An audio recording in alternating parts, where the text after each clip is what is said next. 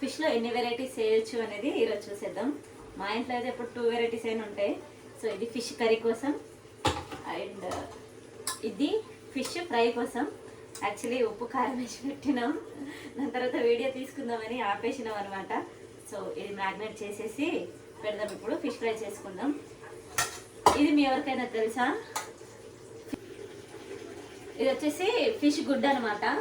చాలా మందికి తెలిసే ఉంటుంది, కొంతమందికి తెలియకపోవచ్చు. ఫిష్ గుడ్డును కూడా తింటారు, మేమైతే తింటాము. ఫ్రై చేసుకొని గుడ్డు పొరట అని అంటారు అనమాట. ఫ్రై ఎట్లా చేస్తారో కూడా నేను మీకు షార్ట్ వీడియో చేసి చూపిస్తాను. సో లాంగ్ వీడియోలో కూడా చూపిస్తాను అనుకోండి ఏమేమి చేసినాం ఈరోజు అనేది. సో ఇదైతే ఫిష్ గుడ్డు. ఇప్పుడు ప్రిపరేషన్ చూసేద్దాం, అన్ని ఎలా ప్రిపేర్ చేయాలో వచ్చేయండి. కోడిగుడ్డు ఫిష్ గుడ్డు. ఇప్పుడు ఇందులో ఫిష్ మసాలా, అల్లం వెల్లిపాయ పేస్ట్, నిమ్మకాయ అయితే వేసుకున్నాము. సో కొంచెం గరం మసాలా, ఉప్పు, కారం, ధనియాల పౌడర్,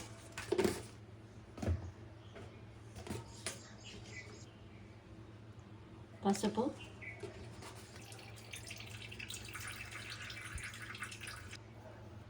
2 స్పూన్స్ అంతా శనగపిండి వేసుకోవాలి. నేనైతే అప్రాక్సిమేట్లీ వేసేసుకుంటాను, ఎందుకంటే నాకు ఐడియా ఉంటుంది ఎంత అనేది. ఇందులో కార్న్ఫ్లవర్ వేసుకుంటే బాగుంటుంది. ప్రజెంట్ ఇంట్లో అయితే కార్న్ఫ్లవర్ లేదు, సో నేను మైదా పిండి యూస్ చేస్తున్నాను అనమాట. కార్న్ఫ్లవర్ అయితే క్రిస్పీగా వస్తుంది, మంచిగా వస్తుంది అనమాట. సో మైదా కూడా యూస్ చేసుకోవచ్చు, ప్రాబ్లం ఏం లేదు, బాగుంటుంది.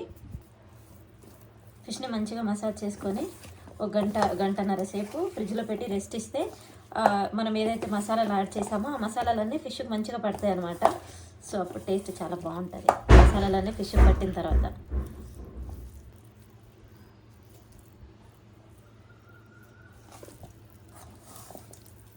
మనం వంట చేస్తున్నప్పుడు మన హస్బెండ్ వచ్చి మనకు హెల్ప్ చేస్తే ఎంత హ్యాపీగా అనిపిస్తుంది కదా. నిజంగా మా వారైతే పక్కా హెల్ప్ చేస్తారు. వంట చేయడం రాదు, బట్ హెల్ప్ అయితే చేస్తారు ఖచ్చితంగా. సో మా వారైతే ఇగో మంచిగా కలిపేసిర్రు మసాలాలన్నీ. సో ఫుడ్ అయితే ప్రిపేర్ అయిపోయింది, రండి చూపించేస్తా ఏమేమి చేసినాం. ఫిష్ కర్రీ గ్రేవీ అయితే చిక్కగా చాలా బాగా వచ్చింది. మేము చిక్కగానే తింటాము ఫిష్ కర్రీలో. అండ్ ఫిష్ ఫ్రై పిల్లల వరకే చేసినాం, ఎందుకంటే కర్రీ మళ్ళీ వేస్ట్ అయిపోతుంది. ఎగ్, ఇది ఫిష్ ఎగ్ ఫ్రై. ఇది కంపల్సరీ మా ఇంట్లో ఏది ఉన్నా లేకున్నా జొన్న రొట్టెలు అయితే 365 డేస్ ఉంటాయి. అండ్ జొన్న రొట్టెలు పిల్లలకి అలవాటు చేయండి ఇప్పటి నుంచి, చిన్నప్పటి నుంచి అలవాటు చేస్తే వాళ్ళు మంచిగా తింటారు. సో మా పిల్లలు అయితే డైలీ కంపల్సరీ 1 రొట్టె అయినా తింటారు అనమాట. అండ్ రైస్ అయితే కాలుతుంది, వేడిగా ఉంది, వేడి రైస్. సో